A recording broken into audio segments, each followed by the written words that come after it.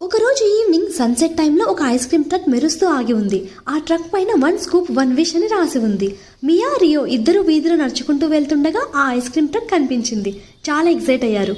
మియా strawberry మరియు Rio chocolate ice creams select చేసుకున్నారు. ఇద్దరు ఐస్ క్రీమ్ నుంచి ఒక పెద్ద బైట్ తిన్నారు. ఐస్ క్రీమ్ తినగానే మియా కాళ్ళు నేలపై నుంచి పైకి ఎగిరాయి. మియా రియోతో నేను పైకి ఎగురుతున్నాను చూడు అని ఆశ్చర్యంగా చెప్పింది. రియో కూడా ఐస్ క్రీమ్ తినగానే చాలా ఫాస్ట్గా పరిగెత్తసాగాడు. వావ్, నాకు సూపర్ స్పీడ్ వచ్చేసింది అని ఉల్లాసంగా అరిచాడు. వాళ్ళు నవ్వుకుంటూ పార్క్లో ఒకరి వెంట ఒకరు పరిగెత్తారు. ఇంతలోనే మ్యాజిక్ అయిపోయింది. మియా రియోతో మ్యాజిక్ చాలా అమేజింగ్గా ఉంది కదా అంటుంది.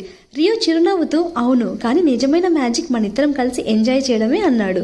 వాళ్ళు నడుచుకుంటూ వెళ్తుండగా ఐస్ క్రీమ్ ట్రక్ కనిపించకుండా మాయమైపోయింది.